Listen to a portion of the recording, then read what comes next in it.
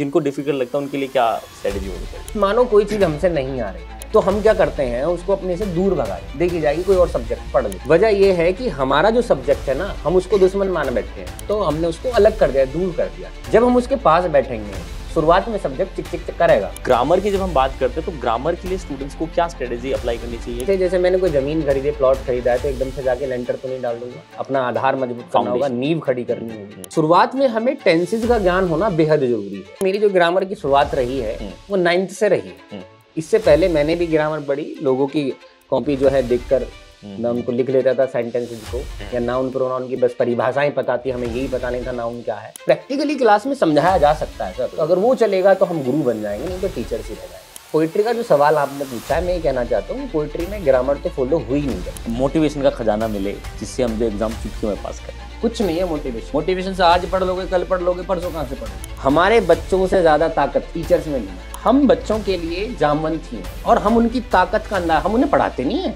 बस हमें उनकी ताकत का अंदाजा कराना है। हेलो प्यारे बच्चों, मैं सैम डाउट इज आउट के सेकंड एपिसोड में आप सभी का स्वागत करता हूं। और आज आप लोगों को एक ऐसी शख्सियत से मिलवाने वाला हूं जिनको आप बखूबी जानते होंगे, शाहरुख सर। तो शाहरुख सर, सबसे पहले आपका स्वागत है सर इस पॉडकास्ट के अंदर। तो प्यारे बच्चों, शाहरुख सर हमारे साथ अवेलेबल है। ये बात तो आप लोगों को पता चल ही गई होगी कि डाउट किससे रिलेटेड होने वाले हैं, और वो तमाम डाउट जो हर स्टूडेंट्स के कहीं ना कहीं माइंड में बने रहते हैं, जो आप सभी को परेशान करते हैं, उन डाउट्स को बच्चे हम यहाँ पर आउट करने वाले हैं। वो डाउट जो कहीं ना कहीं आप हर क्लास में टीचर से पूछने की कोशिश करते हैं, टीचर भी कहीं ना कहीं कोशिश करते हैं आप लोगों के डाउट को जो है कहीं ना कहीं सॉल्व करने की, बट सभी सवालों के जवाब नहीं मिल पाते। तो कहीं ना कहीं हमने ये इनिशिएटिव लिया कि ठीक है, डाउट इज आउट नाम की सीरीज स्टार्ट करते हैं। तो सर, सबसे पहला मेरा सवाल आपसे है कि सर, इंग्लिश को लेकर बच्चों के माइंड में बहुत सारे सवाल है सर। नहीं सर, पहले इंग्लिश से पहले भी मैं एक बात बोलना चाहूंगा। ये जो डाउट इज आउट बोला है ना, ये सच में बहुत गजब का एक एपिसोड आप चला रहे हैं। वजह यह है कि क्लास में हर बातों पर चर्चा नहीं हो सकती, क्योंकि पढ़ाना भी होता है, कंटेंट भी देना होता है। तो मुझे तो बड़ा अच्छा लगा जब हर सब्जेक्ट पर चर्चा होगी, भाई इंग्लिश में क्या करना है, केमिस्ट्री में क्या करना है, बायोलॉजी में क्या करना है, तो बड़ा अच्छा बच्चों के पास तक जवाब जाएंगे और वो उसी इनिशिएटिव के साथ वो आगे की अपनी पढ़ाई कर सकते हैं, अपने डाउट क्लियर कर सकते हैं। तो उसके लिए बहुत बहुत धन्यवाद आपका कि आपने ये एपिसोड शुरू किया। Thank you so much, thank you so much. तो चलिए सर, सबसे पहला सवाल ये है कि बच्चों का बड़ा सवाल रहता है इंग्लिश को लेके कि सर, इंग्लिश डिफिकल्ट लगती है। अच्छा। और जब हम यूपी बोर्ड की बात करते हैं तो सर थोड़ा सा कहीं ना कहीं स्टूडेंट्स के माइंड में रहता है कि सर नहीं, बात नहीं बन रही सर, उतना हम अच्छा पढ़ नहीं पा रहे। तो उसके लिए सर क्या हम कर सकते हैं, मतलब वो बच्चे क्या करें जिनको इंग्लिश बहुत ज्यादा डिफिकल्ट लगता है? एक एक सेक्शन पे बात करूंगा, पहले उनके बारे में बताई जाए कि जिनको डिफिकल्ट लगता है उनके लिए क्या स्ट्रेटेजी होनी चाहिए। देखो, जिनको इंग्लिश डिफिकल्ट लगती है वो असल में उसको एक सब्जेक्ट मानते हैं। पहली बात तो ये, उसको सब्जेक्ट के हिसाब से देखते हैं। और डिफिकल्ट लगने का एक बड़ा रीजन ये भी है इसके पीछे श्रीमान महोदय जी, कि कभी उसके पास नहीं बैठते जाके। मतलब मानो कोई चीज हमसे नहीं आ रही है तो हम क्या करते हैं, उसको अपने से दूर भगा देते हैं कि भाई हमसे नहीं आ रही, देखी जाएगी कोई और सब्जेक्ट पढ़ लेते हैं। तो और ज्यादा डिफिकल्टीज हमारी बढ़ती चली जाती हैं, बढ़ती चली जाती है, साइकोलॉजी पूरी होने लग जाती है। मैं एक कहानी बताता हूँ आपको, मुझे याद आ गई आपके सवाल करने से। दो दुश्मन थे, बड़े कट्टर दुश्मन आपस में, 10 साल से लगभग बोलचाल खत्म थी। तो अब हुआ ये, एक दिन मौका पड़ा कि अगर उनको गाड़ी में बिठाया जाए, एक ही गाड़ी में दोनों दुश्मनों को बिठाया जाए और उनसे कहा जाए कि भाई ये गाड़ी लखनऊ जाके रुकेगी, तो क्या पॉसिबिलिटीज है उनके बीच में मुलाकात होने की या बोलने की, बोलचाल होने की पॉसिबिलिटीज दिख रही हैं आपको? तुम बताइए। नहीं, जैसे इतना लंबा सफर है तो कुछ ना कुछ तो बातचीत होगी। बिल्कुल बिल्कुल होगी सर। तो कहीं ना कहीं लगता है कि संभावना है उन दोनों की बातचीत होने की। शुरुआत में तो हो सकता है वो शीशा बंद कर, ठंड पड़ रही है ना, ऐसा हो सकता है कि वो कहते हैं पानी की बोतल उठा के दे, वो कहेगा मैं क्यों उठा के दूं। तो हो सकता है शुरुआत में चिक चिक उनमें हो, शुरुआत में लड़ाइयां हो, लेकिन जैसे ही वो अपने डेस्टिनेशन में पहुंच रहे होंगे तो वो एक अच्छे दोस्त बन गए होंगे, लंबा सफर तय किया होगा। वजह यह है कि हमारा जो सब्जेक्ट है ना, हम उसको दुश्मन मान बैठे हैं, और दुश्मन मान बैठ रहे हैं तो हमने उसको अलग कर दिया, दूर कर दिया है। जब हम उसके पास बैठेंगे, शुरुआत में सब्जेक्ट चिक चिक चिक करेगा, कहेगा जी मैं तुझ पे नहीं आऊंगा, तू पढ़ता नहीं यार, ये नहीं करता, वो नहीं करता। लेकिन लगातार जब हम उसके पास बैठेंगे तो वो धीरे धीरे धीरे धीरे हमारा दोस्त बन जाएगा। तो उनके लिए बस मैं ये कहना चाहूंगा, मेरे बच्चे देखो, जो भी तुम्हारा सब्जेक्ट दुश्मन है उसके पास बैठो, 2-4 दिन बैठोगे, लड़ाई होगी तुम्हारी आपस में, समझ में नहीं आएगा कि ये क्या लिख रहा है, क्या लिख रहा है, लेकिन धीरे धीरे धीरे जो दोस्ती बनेगी ना, उसकी काट नहीं की जा सकती। सर, एक और सवाल, बहुत बढ़िया आपने जवाब दिया। जब हम बात करते हैं इंग्लिश की, तो इंग्लिश में अलग अलग सेक्शन है सर, पोइट्री सेक्शन बिल्कुल है, है। लेसन्स हैं, ग्रामेटिकल सेक्शन अलग है। कहीं ना कहीं जब बच्चे करते हैं तो दो सेक्शन मेरे को लगता है कि बच्चों को कहीं ना कहीं डिफिकल्ट लगता है, लेसन भी कर लेते हैं, क्वेश्चन आंसर भी कर लेते हैं। ग्रामर की बात करें, टॉप प्रायोरिटीज डिफिकल्ट की कैटेगरी में देखें। फिर दूसरा सेक्शन आ रहा है पोइट्री में डिफिकल्ट वर्ड होते हैं, उन वर्ड को जो है सिंप्लीफाई करना थोड़ा डिफिकल्ट हो जाता है, क्योंकि कुछ वर्ड का कुछ मतलब होता है, तो ये चीज भी कहीं ना कहीं कंफ्यूजन होता है। तो ग्रामर की जब हम बात करते हैं तो ग्रामर के लिए स्टूडेंट्स को क्या स्ट्रेटेजी अप्लाई करनी चाहिए? ग्रामर में बहुत सारे चैप्टर्स हैं, किस चैप्टर से शुरू करें ताकि थोड़ा कॉन्फिडेंस बिल्ड हो जाए? ये थोड़ा सा एक बार आप बताइए। आपने बहुत अच्छा सवाल किया है कि अब मानो कि जैसे एक मकान बन रहा है सर, मैं एग्जांपल देके समझाऊं तो नहीं सर, ये बहुत लॉजिकल एग्जांपल। हाँ, अभी एक मकान बन रहा है, मैं एकदम से जैसे मैंने कोई जमीन खरीदी, प्लॉट खरीदा है, तो एकदम से जाके लेंटर तो नहीं डाल दूंगा, या डालूंगा तो बताइए? नहीं। शुरुआत में मेरे को क्या करना होगा? अपना आधार मजबूत करना होगा, नींव खड़ी करनी होगी, और कम से कम एटलीस्ट दीवारों को इतना ऊंचा करना होगा कि लेंटर तक वो पहुंच जाए। बिल्कुल। अभी हम क्या करते हैं, हम जैसे कि हमने अभी नरेशन पढ़ा, तो हम नरेशन पढ़ने बैठ गए, हमें ABCD नहीं आती, हमारा बेस ही तैयार नहीं है, या सिंटैक्स हमने उठा लिया, सिंथेसिस टॉपिक हमने उठा लिया, ये अपने आप में महान टॉपिक रहे हैं। तो इन सबको मैं लेंटर कहना चाहूंगा।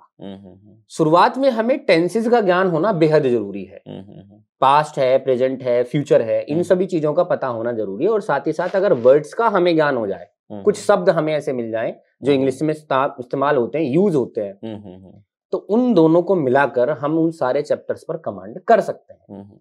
यानी मेरे कहने का मतलब ये है कि एकदम से लेंटर डालने की आप ना सोचें, शुरुआत में पहले नींव खोदें, दीवारों को खड़ा करें, और उसके बाद हो सकता है जब दीवारें तुम खड़ी करना हो तो लेंटर अपना पे डल जाए। मुझे सर एक बहुत कमाल की बात याद आ गई कि जब हम ग्रामर की बात करते थे, तो आपको पता होगा कि उस टाइम पे ग्रामर तो वैसे पहले शुरू हो जाती थी, बट 6th क्लास से मेरे हिसाब से बच्चा सीरियस लेना शुरू करता है।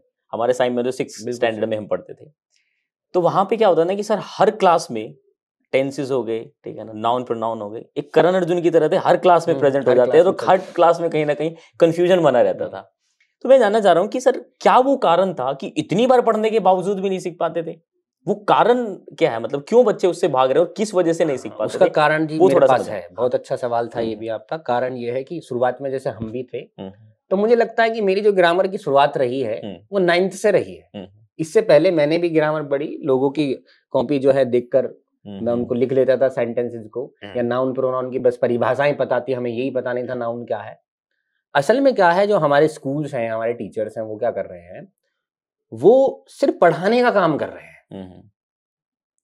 अब मैं एक बात और जोड़ना चाहूंगा, एक बोलते हैं गुरु और एक होता है अध्यापक, इन दोनों में फर्क है। अध्यापक सिर्फ किताबी बात बताता है और गुरु वो है जो उस किताबी ज्ञान को व्यवहारिक बना दे। बहुत बढ़िया बात। तो गुरु नहीं बन पा रहे हैं, टीचर्स बहुत बन गए हैं। तो वो टीचर्स क्या करते हैं, बस जो किताब में लिखा होता है उन्हीं चीजों को बताई, noun is a name of a person, place और a thing, and fine. Pronoun को बता दिया, a word that is used in place of a noun। मतलब प्रैक्टिकल चीजों से प्रैक्टिकल नहीं कर पा रहे हैं। अगर मैं उसे समझाऊं कि भाई ये सैम भाई यहाँ पर बैठे हैं, ये हमारे इस वक्त नाउन है, अगर मैं बार बार सैम भाई बोलूंगा तो थोड़ा सा अजीब सा लगेगा। नाउन रिपीट ना होने की वजह से, नाउन रिपीट को ना करने की वजह से हम प्रोनाउन यूज करेंगे इनके लिए ही। तो प्रैक्टिकली क्लास में समझाया जा सकता है सर, बिल्कुल। तो अगर वो चलेगा तो हम गुरु बन जाएंगे, नहीं तो टीचर्स ही रह जाएंगे। बिल्कुल बिल्कुल। हमारा काम पढ़ाने का नहीं होना चाहिए, हमारा काम होना चाहिए सिखाने का। बहुत बढ़िया, बहुत बढ़िया, बहुत अच्छा, उम्दा सवाल था सर। दूसरा सर यहाँ पे आंसर था, दूसरा मेरा यहाँ पर आपसे आंसर क्वेश्चन है सर कि पोएट्री सेक्शन की जब हम बात करते हैं तो मैंने देखा है कि काफी बच्चे पोएट्री से बहुत दूर भागते हैं, और मैंने ये भी देखा इवन कि पोएट्री जो सेक्शन है उसमें काफी लोग उस समझ नहीं पाते, उसको रटने की कोशिश करते हैं, उसके एक्सप्लेनेशन को रटने की कोशिश करते हैं। क्या वो टेक्निक फॉलो करनी चाहिए या क्या स्ट्रेटेजी लगानी चाहिए ताकि पोइट्री को एक बहुत, क्योंकि मैंने देखा सर, मैं बच्चों बता दूं कि जब मैंने पहली बार शाहरुख सर की क्लास देखी तो मेरे को बहुत अच्छा लगा। फिर सर एक सही कहीं ना कहीं जो दूसरा नाम सर का जाना जाता है KGF सर, तो सर की लुक भी आप लोगों को लग रही हुई KGF जैसी। तो मेरे को सर एक बड़ा इंटरेस्टिंग था, जब मैं पोइट्री पढ़ रहा था मैंने देखा कि आपका जो पढ़ाने का अंदाज है सर वो उम्दा है सर, क्योंकि पोइट्री हमने भी पढ़ा सर, तो बहुत अच्छा लगा मुझे। पर कहीं ना कहीं सर फिर भी हम बीइंग अ टीचर देखते हैं तो कहीं ना कहीं हम हर एक स्टूडेंट्स का सर लेवल अलग अलग है। हाँ बिल्कुल सही बात है। तो मैं उन बच्चों के लिए बात करना चाह रहा हूँ सर, जो बच्चे कर रहे हैं उनके बारे में बात नहीं कर रहे, जो बच्चे नहीं कर पा रहे उनके लिए सर वो क्या करें, मतलब जिनकी फाउंडेशन ही बहुत कमजोर है। वो पोएट्री को कैसे करें? हाँ जी, बिल्कुल अच्छी बात है। मैं क्योंकि इसका मैंने ये जवाब चीज देखा है सर कि बच्चे छोड़ देते हैं उसको कि लेसन आसान है, लेसन को कर लेता हूँ, इसमें मार्क्स अच्छे आ जाएंगे। ये चीज कहीं ना कहीं बनती है। पोइट्री का जो सवाल आपने पूछा है, मैं ये कहना चाहता हूँ कि पोइट्री में ग्रामर तो फॉलो हुई नहीं कभी भी। जितने भी पोइट हमारे रहे, महान महान पोइट रहे, ग्रामर का कभी इस्तेमाल किया ही नहीं। कहीं का वर्ब, कहीं का सब्जेक्ट, कहीं का नाउन प्रोनाउन जोड़ दिया। लेकिन जो बच्चे नहीं कर पा रहे हैं पोइट्री, उनके लिए मैं ये जवाब देना चाहता हूँ कि कोई भी अगर लाइन है पोइट्री की, मीनिंग बाद में समझो, पहले उसमें जो शब्द लिखे हुए हैं उनका ज्ञान होना जरूरी है। जैसे एक पोम है फ्लेमिंगो बुक में, फर्स्ट पोम है, या मैं कहूँ सबसे लास्ट वाली पोम की बात करूं, आंट जेनिफर टाइगर्स की, एड्रिन निच की ये पोम रही है। उसमें पहली लाइन में लिखा हुआ है, aunt Jennifer tigers prance across a screen. तो यहाँ पर बच्चा कहीं ना कहीं अटकेगा प्रांस पर। तो उसे क्या करना है, उसको पेज पर ही प्रांस पर ऐसे सर्कल करना है और उसकी हिंदी मीनिंग या साइनोनिम्स वगैरह, जैसे अगर वो हिंदी मीडियम का है तो हिंदी में लिख ले, अगर वो सीबीएसई का है, इंग्लिश मीडियम से है, तो साइनोनिम्स वहां पर पर्यायवाची लिख ले कि जंपिंग इसका मतलब होता है। तो पहले वर्ड्स पर कमांड करे, उसके बाद मीनिंग देखे, अपना आप ही समझ में आना शुरू हो जाएगी। बहुत बढ़िया, बहुत बढ़िया। अभी सर बोर्ड एग्जाम है। हाँ जी। बोर्ड एग्जाम को लेकर अच्छे मार्क्स लाने के लिए इंग्लिश जैसे सब्जेक्ट, ठीक है, क्या स्ट्रेटेजी होनी चाहिए सर? देखो स्ट्रेटेजी ये होनी चाहिए हमारी, पहली बात तो ये कि जो बच्चा पहले से कभी पढ़ा ही नहीं, उसके लिए तो क्रैश कोर्स का मैं कहूंगा, अब वो सिलेक्टेड चीजें पढ़े। अगर उसको पास होना है तो, जैसे 60-70 मार्क्स जो है इंग्लिश में एम ही आ जाएंगे। अगर 10 दिन की तुम क्लास देखोगे मेरी, लास्ट टाइम की जब पेपर चल रहे होंगे, तो 60-70 नंबर तो यूं ही आ जाएंगे। जो बिल्कुल नहीं पढ़ा, पूरी साल नहीं पढ़ा, उसके भी आ जाएंगे। लेकिन अगर बात 80 से ऊपर जाने की है, 95, 99, 98, 100 नंबर लाने हैं, तो पहले उसकी थोड़ी सी मेहनत होनी चाहिए, बाकी मैं संभाल लूंगा। तो स्ट्रेटेजी यही है इसकी कि भैया देखो, पीसीएम और पीसीबी को टाइम ना दे। कहीं ना कहीं शाहरुख सर भी बैठे हुए देख रहे हैं कि बच्चा जो है फिजिक्स केमिस्ट्री बायोलॉजी या फिजिक्स केमिस्ट्री मैथ्स को ही टाइम दिया जा रहा है, वो इंग्लिश को टाइम नहीं दे रहा है। सर अपना दुख भी बता रहे हैं। हाँ, मुझे दुख भी है इस बात का कि पीसीएम पीसीबी चल रहा है, बस इंग्लिश को वो ध्यान नहीं दे रहा है, तो उसे इंग्लिश पर भी ध्यान देना। साइंस वाले सर ज्यादातर ये चीज होती है उनकी, है ना? हाँ, उनको लगता है कि पीसीएम या पीसीबी ज्यादा प्रायोरिटी पर है, तो पहले इनको ही पढ़ लेते हैं। लेकिन परसेंटेज डाउन होने की एक बेहतरीन वजह ये भी है कि वो इंग्लिश नहीं पढ़ते बच्चे, क्योंकि इंग्लिश गेनिंग सब्जेक्ट है, नंबर बहुत ला सकते हैं। वो प्रैक्टिकल सब्जेक्ट है, उनमें नंबर बहुत मेहनत के बाद कम आते हैं, लेकिन इंग्लिश में थोड़ी मेहनत के बाद भी बहुत ज्यादा नंबर लाए जा सकते हैं। अभी पिछले साल का रिजल्ट रहा, 100 नंबर कई बच्चों के रहे। मैं ये अफसोस करता हूँ कि जिस वक्त पर मैं पढ़ता था, उस वक्त पर मेरे 100 नंबर नहीं आए थे। नहीं सर, मैं बिल्कुल इस चीज को अभी मैं सोच पा रहा हूँ। मेरे 88 मार्क्स थे ऐसा मेरे सर 70 थे। हाँ। तो मैं आपको बताता हूँ, मैं ये चीज अभी महसूस कर रहा हूँ बच्चों की, अगर शाहरुख सर जैसे टीचर हमें बोल जाते कि इतना आप कर लो, इतने नंबर तो मैं ले आऊंगा। हाँ। नहीं तो सर थोड़ी ऐसी होती थी ना कि सिर्फ इतने नंबर पास हो जाएं, पास होने के लिए सोचते थे। इंग्लिश जैसे सब्जेक्ट में पास होने के लिए सोचते थे। साइंस वाले चलो थोड़ा बहुत कर लेते थे, बट आर्ट्स वालों की कहानी होती थी कि पास हो जाएं बस हम। इंग्लिश जैसे सब्जेक्ट से बहुत भागते थे। तो ये भी कहीं ना कहीं सबसे बड़ा कारण रहा। दूसरा सर एक और सवाल मेरा आपसे है कि हम जब बात करते हैं बोर्ड एग्जाम्स की, आप जानते हैं भी बोर्ड एग्जाम है, बोर्ड एग्जाम बोर्ड एग्जाम है, तो बोर्ड एग्जाम में कौन कौन से चैप्टर अच्छे वेटेज के हैं, कैसे उनको जो है एक प्रॉपर स्ट्रेटजी हम बनाएं कि सबसे पहले ये करें। क्योंकि आपको भी पता होगा कि जब हम पढ़ते थे तो रिवीजन पेपर में ये देखते थे कि ये चैप्टर कितने मार्क्स का है, कितने क्वेश्चन आते हैं इसमें, ज्यादा नंबर के पहले कर लेता हूँ, फिर कम कम के कर लेता हूँ। मैं मतलब आप बीइंग अ स्टूडेंट बता रहा हूँ, हम ऐसी स्ट्रेटेजी अप्लाई करते थे, तब हम उसको हिसाब से करते थे। तो यहाँ पर भी कहीं ना कहीं सिनेरियो होगा। अब मैं आपसे जानना चाहूंगा कि एक वो कैंडिडेट जो एवरेज कैंडिडेट है, एक वो कैंडिडेट जो अपने आप को मानता है कि भाई मैं अच्छा नहीं हूँ, तो दोनों को क्या स्ट्रेटेजी फॉलो करनी चाहिए अच्छे मार्क्स लाने के लिए, और क्या कौन से चैप्टर ज्यादा मार्क्स के कि जिसपे मैं शुरुआती दौर पे भाई इन पे ज्यादा फोकस? बिल्कुल, बहुत अच्छा सवाल है। अब ये सवाल मैं उस बच्चे के लिए कहना चाहूंगा जब तक कुछ पढ़ाई नहीं और उसे लग रहा है कि मैं फेल हो जाऊंगा, तो उसको क्या करना है, मैं अभी आज उसे पास करा के भेजूंगा इस इंटरव्यू में, इस पॉडकास्ट में उसको पास, ये फायदा होने वाला, देख लो। हाँ जी। उसे क्या करना है, एक तो उसे एक सेंट्रल आइडिया तैयार करना है, 4 नंबर फ्री। शुरुआत की 3 जो पोम है, उन 3 पोम में से उन तीनों सेंट्रल आइडिया को याद कर लो, 100% आएगा। 4 नंबर मिल गई, ठीक। चलो, लेटर टू एडिटर पेपर में रखा है 10 नंबर का, कितने हो गए सर? 14 मार्क हो गए, 14 नंबर हो गए। मेरे 15 नंबर का एक अनसीन पैसेज रखा है जिसके सवाल के जवाब उसी में मिल जाते हैं, बस हमें ढूंढने पड़ते हैं। 29 हो गए। 29 हो गए। और इसके बाद सर इतने आसान एंटोनिम साइनोनिम यानी पर्यायवाची शब्द आते हैं 2-2, 3-3 नंबर के। ये कर लो, कितने हो गए सर? 33 नंबर हो गए। हो गया पास। ये फ्री ये सिर्फ और सिर्फ मैं बताऊं ना सर, 2 घंटे की काम है जो मैं बता रहा हूँ। 2 घंटे में 33 नंबर, यानी पास तो वो 1 घंटे में ही हो जाएगा। इन कामों को कर ले, सेंट्रल आइडिया पढ़ ले, एक अनसीन पैसेज कर ले प्रैक्टिस, उसके बाद एंटोनिम साइनोनिम और एक लेटर कर ले एडिटर का। पास हो गया, 33 नंबर आ गए। बहुत बढ़िया सर। ये उस बच्चे के लिए जो अब तक कुछ नहीं पढ़ा। बहुत बढ़िया सर। अभी आपने सर एक बोला यहाँ पे अनसीन पैसेज, इसको लेकर भी बहुत सारे बच्चों के डाउट है कि पहली लाइन मिला लेता हूँ, इस क्वेश्चन से ये जोड़ दूंगा, ये लाइन से कनेक्ट हो जाएगी, ये लाइन से कनेक्ट हो जाएगी। क्या वो लॉजिक आज भी काम करता है या फिर वो देखो बहुत गलत थ्योरी थी? अब ये दोनों चीजों पर मैं राय रखनी चाहता हूँ। अगर मैं बात सीबीएसई की करूँ तो वहां पर ऐसी चीजें नहीं है। अनसीन पैसेज में ऐसी चीजें नहीं है, राजस्थान एमपी में भी नहीं है। लेकिन अभी भी हमारे यूपी बोर्ड में जो क्वेश्चन पहले आया है वो पहले से दूसरी लाइन में मिल जाएगा उसका आंसर, जो दूसरा है वो दूसरी से तीसरी लाइन में उसका आंसर मिल जाएगा, जो चौथा है या तीसरा है वो तीसरी से चौथी लाइन में उसका आंसर मिल जाएगा। खींच कर बता रहा हूँ, 10 से 12 लाइन का एक अनसीन पैसेज आता है छोटा सा, वो भी एक स्टोरी वाइज, एक छोटी सी कहानी होती है कि राम का भाई है, उसके पापा ये वहां रहते थे। सवाल पूछ लेंगे जी कहाँ रहते थे, आंसर मिल ही जाएगा वहां रहते थे। तो यूपी बोर्ड में अभी भी ये कहानी चल रही है कि अगर हम पहले क्वेश्चन को पहली लाइन में ढूंढें या मैच करके लिख दें तो आंसर मिल जाएगा, नंबर मिल जाएंगे। ये बिल्कुल सही है। इसलिए मैं कह रहा हूँ कि 10 पे वो 15 नंबर जो अनसीन यूपी में आ रहे हैं वो फ्री के हैं। इसलिए मैं बच्चे को 1 घंटे में पास करा रहा हूँ। लेकिन अगर यही बात सीबीएसई में जाकर देखें या एमपी बोर्ड या राजस्थान बोर्ड में देखें तो अनसीन पैसेज ऐसे आते हैं कि बच्चा क्या हो सकता है, कभी कभी टीचर्स भी घूम जाए। अच्छा जी हाँ। तो उनको सोल्व करने का सर क्या तरीका है? उनको सोल्व करने का तरीका ये है, देखो अगर तुम किसी चीज को पढ़ोगे और पढ़ने के बाद तुम्हें उस लिखा क्या है उसका मीनिंग नहीं पता चल रहा है तो कभी भी जिंदगी में तुम आंसर्स ढूंढ ही नहीं पाओगे। अंडरस्टैंडिंग होनी चाहिए।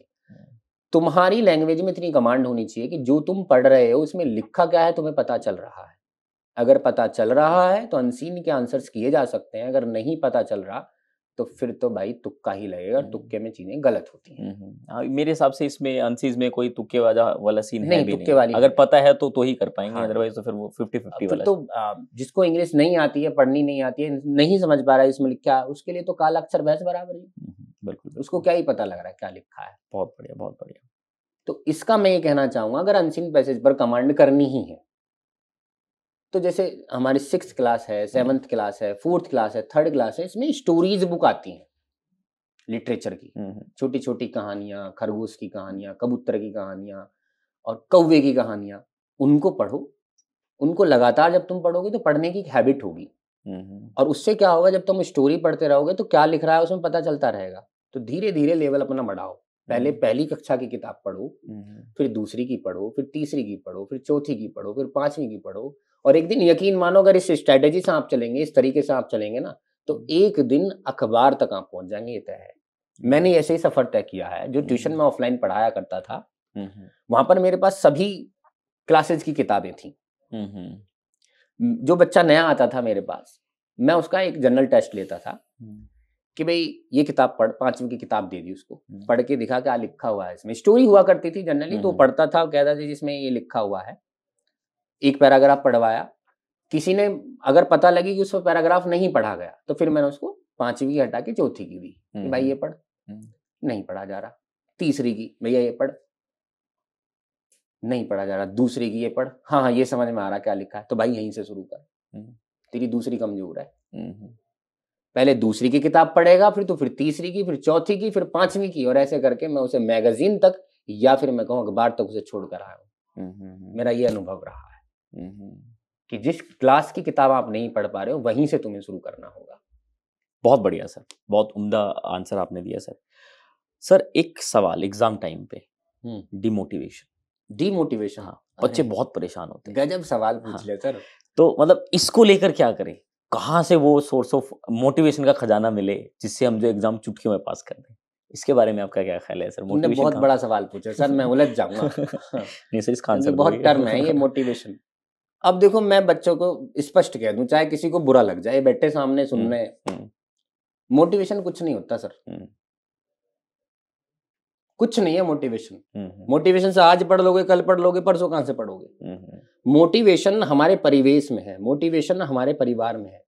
हमें कभी भी पढ़ाई अपने लिए करनी नहीं है। हमें पढ़ाई करनी है अपने माँ बाप को अपलिफ्ट कराने की, उनको रिक्विजाइट लिफ्ट देने की, जो it has been never been found, जो कभी मिली ही नहीं हमें। एडिशनल सपोर्ट हमें देनी है। अगर हम देखेंगे कि हमारे मम्मी हमारे पापा इतनी मेहनत हमारे लिए कर रहे हैं, तो तुम्हें अपने लिए पढ़ाई नहीं करनी सर, अपने परिवार के लिए पढ़ना है। और एक बात मैं बता दूं, हमारे बच्चों से ज्यादा ताकत टीचर्स में बिना है। बोलो कैसे? बताइए सर। जानना चाहोगे? बिल्कुल सर। बच्चों के अंदर बहुत ताकत। शायद आपको याद हो, आपने एक जामवंत नाम के एक ऋषि को, एक योद्धा को सुना है? जामवंत। बिल्कुल सुना है, हनुमान जी को, जिन्होंने बहुत बड़ी बात, बहुत बड़ी बात। हनुमान जी को अपनी ताकत का ज्ञान नहीं था। जब जामवंत नाम के योद्धा ऋषि ने उनकी ताकत का अनुमान उनको कराया कि भाई तेरे अंदर इतनी ताकत है, तो हनुमान जी को अपनी ताकतें याद आई। याद आने के बाद उन्होंने लंका को दहन कर दिया, खत्म कर दिया। हम टीचर्स क्या हैं बच्चों के लिए? हम टीचर्स भी जामवंत ही हैं। ये प्रैक्टिकल एग्जांपल मैं भी देता हूँ बच्चों को क्लास में। हम बच्चों के लिए जामवंत ही हैं, और हम उनकी ताकत का अंदाजा, हम उन्हें पढ़ाते नहीं है, बस हमें उनकी ताकत का अंदाजा कराना है। बहुत बढ़िया सर, क्या बात है। इतनी ताकत हमारे बच्चों के अंदर है। ये सच है सर, बिल्कुल। उन्हें मोटिवेशन की नीड ही नहीं है, उन्हें अपने परिवार के लिए पढ़ना है। उनके अंदर इतनी ज्वाला है, मैं कहूँ जो लोहे को हथियार बना दे। बहुत बढ़िया सर। अभी तो बहुत सारे सवाल मैंने आपने पूछे, बहुत अच्छे आंसर आपने दिए, बहुत लॉजिकल फैक्ट्स के साथ। यूं ही आपको केजीएफ सर के नाम से नहीं जानते। सर दूसरा मैं आपसे जानना चाहूंगा कि जैसे अभी बोर्ड एग्जाम है, तो बच्चों के लिए कोई संदेश सर आप क्या कहना चाहोगे बच्चों को कि किस तरीके से तैयारी करनी चाहिए?